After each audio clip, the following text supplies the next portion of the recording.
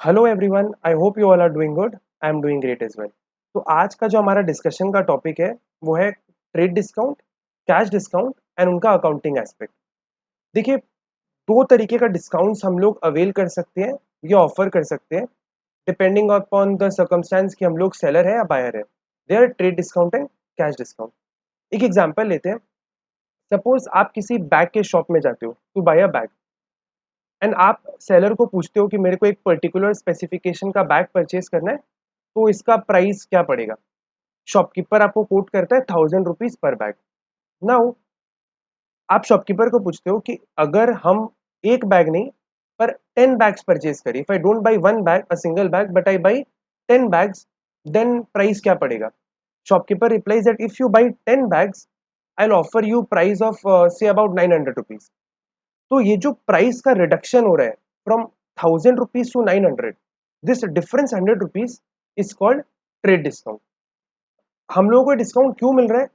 Because हम लोग bulk में गुड्स परचेज कर रहे हैं, हम लोग लार्ज वॉल्यूम में गुड्स परचेज कर रहे हैं, लार्ज क्वांटिटी में गुड्स को परचेज कर रहे हैं। From buying just one commodity to buying 10 commodities, large volume में परचेज कर रहे हैं, तो सेलर हम लोगों को एक डिस्काउंट ऑफर करते हैं एंड इस डिस्काउंट को हम लोग बोलते हैं trade discount. Right. Next, coming upon cash discount. Suppose जब आपने सेलर को ऑफर किया कि मेरे को 10 बैग्स परचेज करना है, सेलर आपको बोल रहा है कि ठीक है आप 10 बैग्स परचेज करो, प्राइस आपको 900 रुपीज पड़ेगा। तो टोटल वी नीड टू पे 10 into 900, दैट इज 9000 रुपीज। तो आपने पूछा कितने दिनों में मेरे को पे करना है। Suppose it's a credit transaction. तो सेलर आपको बोल रहा है कि हम हर किसी को, जो भी कस्टमर आता है, हम उनको 7 डेज का क्रेडिट टर्म्स देते हैं। क्रेडिट टर्म्स मतलब कि आप 7 दिन के बाद मेरे को पैसे दे के जा सकते हो। नाउ आप पूछते हो सेलर को कि व्हाट इफ आई पे you the entire 9000 rupees today, अगर मैं आपको पूरा 9000 रुपया आज ही दे दूं। तो सेलर आपको बोलेगा कि ठीक है, अगर आप मेरे को पूरा पैसा आज ही दे दोगे तो हम आपको फर्दर 5% का कैश डिस्काउंट देगा, फर्दर 5% का कैश डिस्काउंट देगा। ये डिस्काउंट सेलर हम लोगों को क्यों दे रहे हैं? क्योंकि हम लोग उसको आज ही पेमेंट कर दे रहे हैं। Although we had credit terms of 7 days, but early payment के लिए आप अर्ली पेमेंट कर रहे हो, इसीलिए सेलर आपको एडिशनल डिस्काउंट दे रहा है in the form of cash discount. इसका एक एग्जाम्पल लेते हैं, वर्किंग करते हैं, तब आप लोगों को और क्लियरली समझ में आएगा कि एक्चुअली है क्या। तो लेट्स टेक एन एग्जाम्पल। देखिए, एक इलस्ट्रेशन है। Mister S M purchase goods from PN limited for rupees 15,000। PN limited offered 5% trade discount. PN limited जो सेलर है वो 10% का ट्रेड डिस्काउंट दे रहे हैं एंड 5% कैश डिस्काउंट।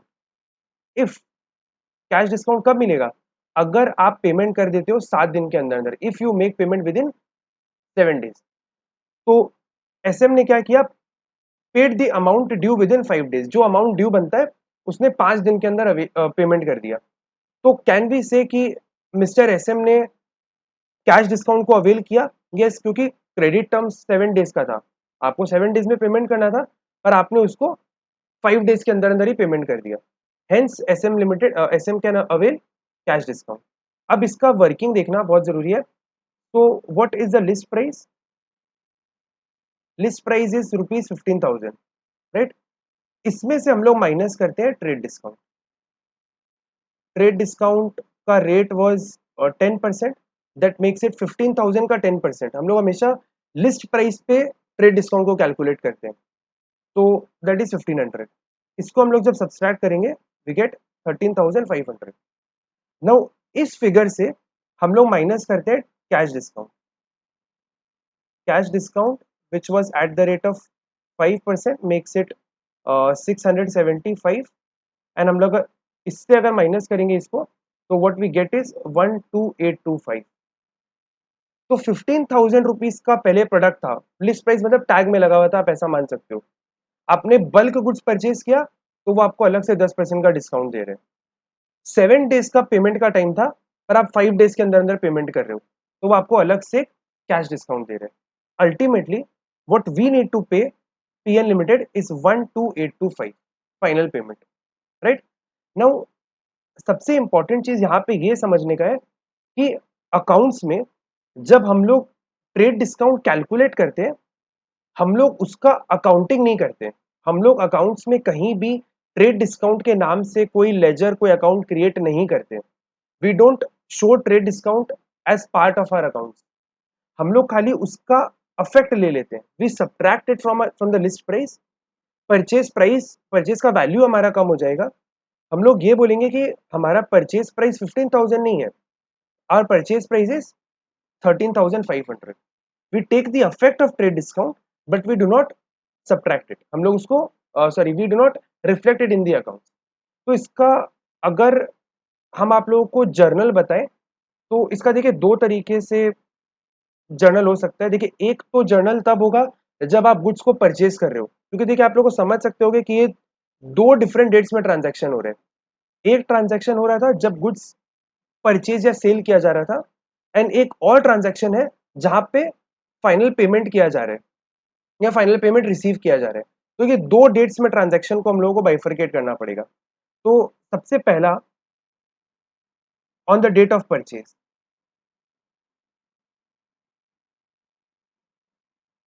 देखिए यहां पर हम लोग सबसे पहले बायर के बुक्स में अकाउंटिंग कर रहे हैं, मतलब एसएम के बुक्स में अकाउंटिंग कर रहे हैं। तो बायर के लिए एंट्री क्या हो जाएगा? Purchase account debit.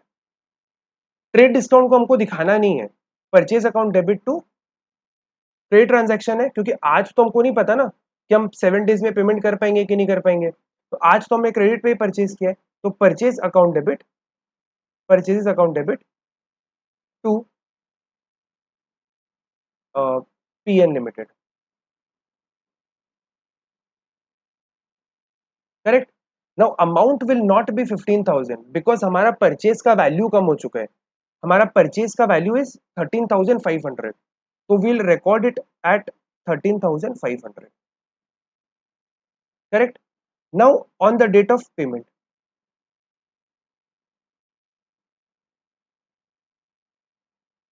देखिए पेमेंट हम लोग कितना कर रहे हैं, actually we are just paying 12,825। देखिए हम लोगों को पे करना था 13,500, but what we are actually paying is a lesser amount. तो जो 675 जो हम लोग पैसा बचा रहे हैं, that is actually discount received. ये पैसा हम हमारे लिए इनकम है, इट्स डिस्काउंट रिसीव्ड। तो journal entry will B PN limited account debit, क्योंकि हम लोगों ने उसको लाइबिलिटी बनाया था परचेज के डेट पे, तो वो लाइबिलिटी अभी कैंसिल हो जाएगा। PN limited to cash to discount receive.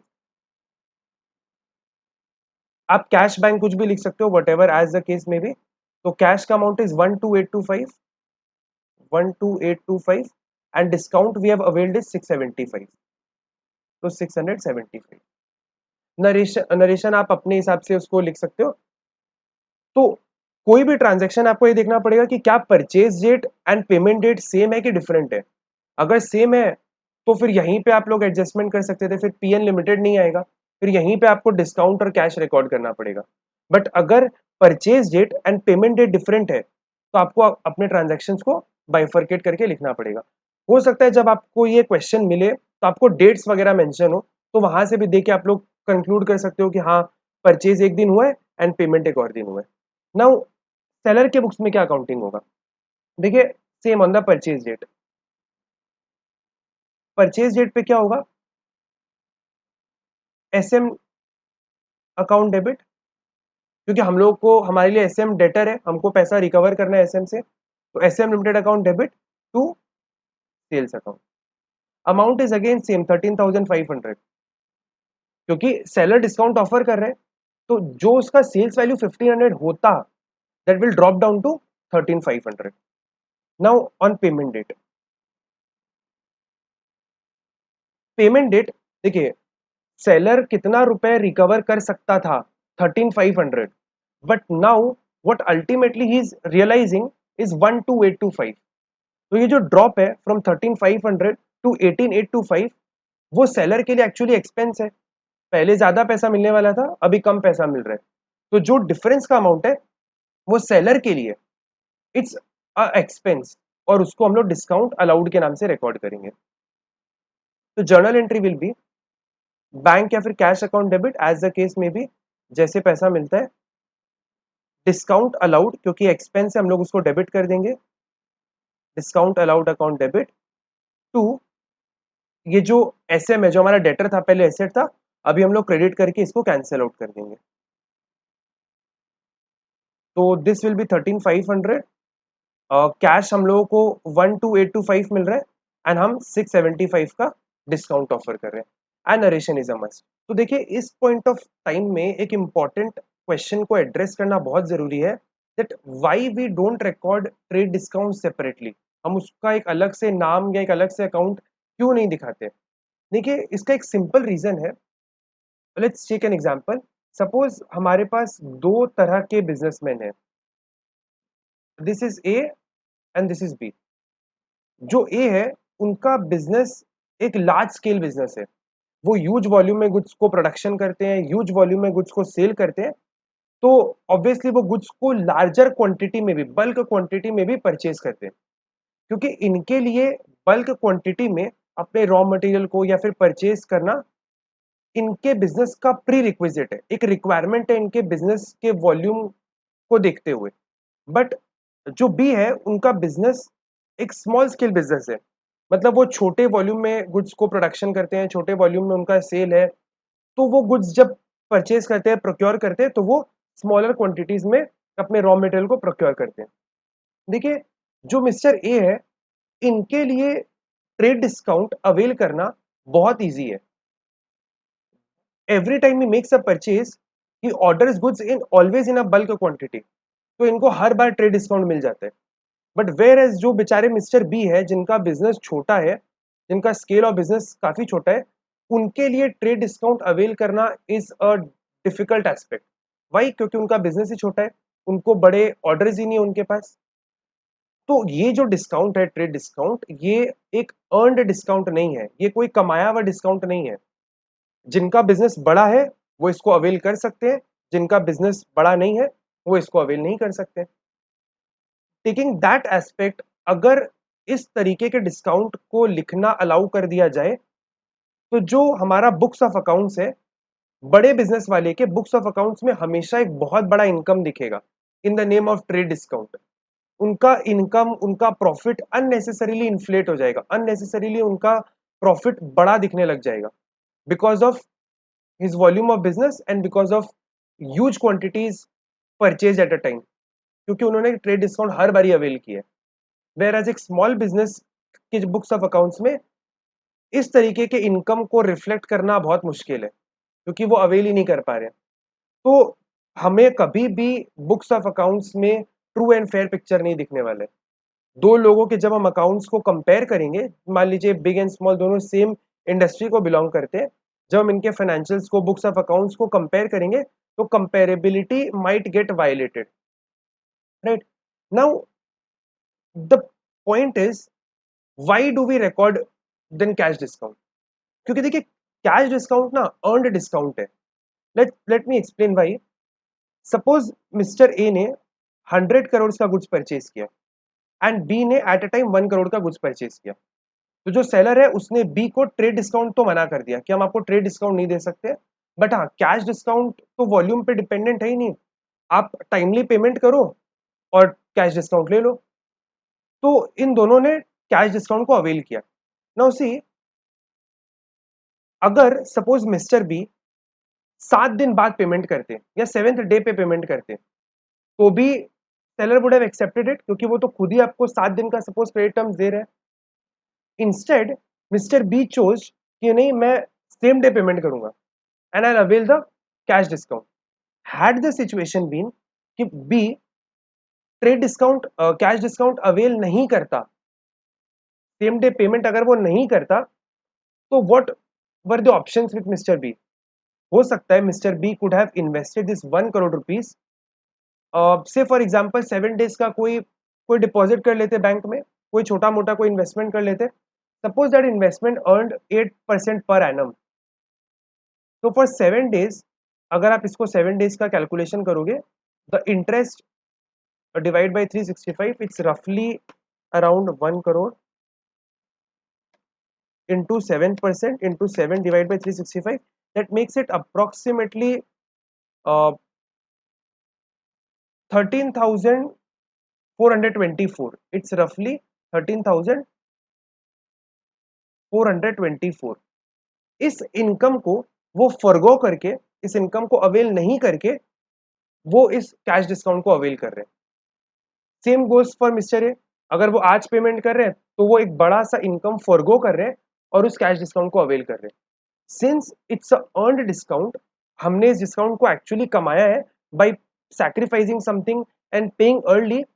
Hence इस इनकम को मतलब इस पर्टिकुलर डिस्काउंट को we are allowed to reflect in our account, right. I hope ये पर्टिकुलर सेशन आपके लिए इन्फॉर्मेटिव एंड यूजफुल रहा होगा। मेक श्योर आप कनेक्टेड रहो, because soon I will be sharing videos related to the impact of goods and service tax on trade discount and cash discount. Thank you everyone. Happy learning.